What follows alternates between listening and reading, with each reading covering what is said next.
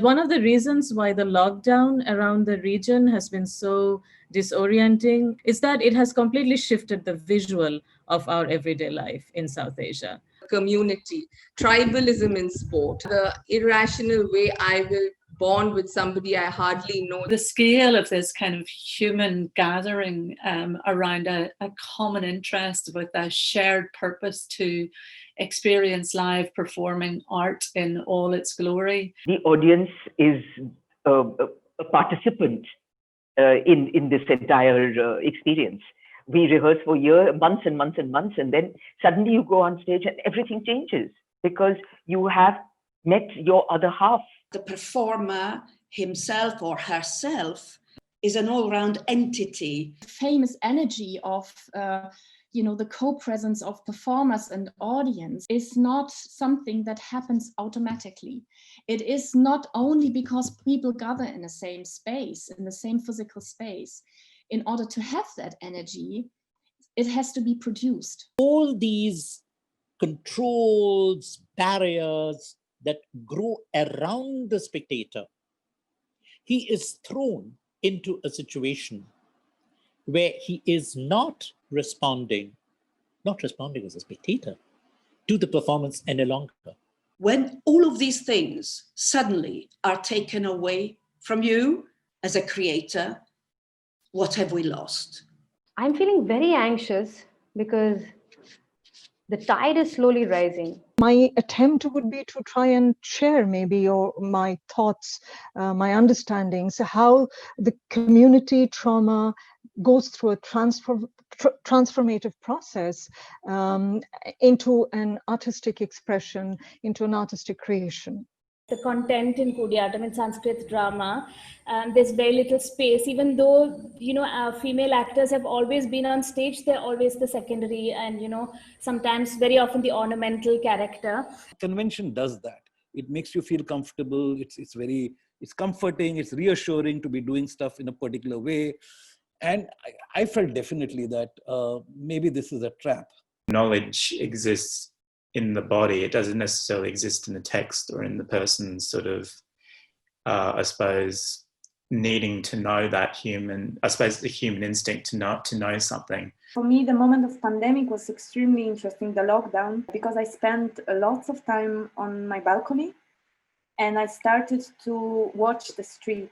I met my neighbors. This is actually incredible. We started to be a little community. What was really key for me was this idea of being available to another body through our senses. More than being afraid of government, of our state, I think that the fact is that we need to keep our eyes open in terms of being inclusive. And these kind of community setups are part of our DNA. And what we are often trying to do is just replicate or, use those tools which have already been given in our indigenous knowledge system. I think community, they are the best thing to really take as a source of imagination. It's important, I believe, to create these little spaces, little pockets of resistance. And by resistance, what does one mean? One means something very simple, which is the ability to just speak the truth. There is a whole new influx of content and material that we never imagined coming out. But there has been, because a lot of artists have been using this period to come up with new content and also new ways of presenting the content. Offbeat is not about a space. It's a center for learning for adults. It's like it's a future. We call it a school of the future because we believe that, it's an interdisciplinary experiential learning that happens when you're subjected to opinions which are very different from yours. We have a third vertical, let's say, which is where we are just making a space available, sharing our resources and our facilities with others in the city to come and make use of it. Space is a being rather than just, a soulless entity. And if the space is a being, a good way to look at it is that the space is the body and we are the brains and the muscles and the veins of the body. And the audience which is coming in is actually the blood which is flowing through the veins. The content that we create is the nourishment that we give the body of the space so that it can survive. इस तरह के माहौल में जब violence बेचा जा रहा है और खरीदा जा रहा है। इस तरह के माहौल में आपके लिए कम्युनिटी स्पेस होना बहुत जरूरी है, जहां पर कम्युनिटी अपने आप को एक्सप्रेस कर सके। Do we any longer think that our bodies end where skin touches air, right?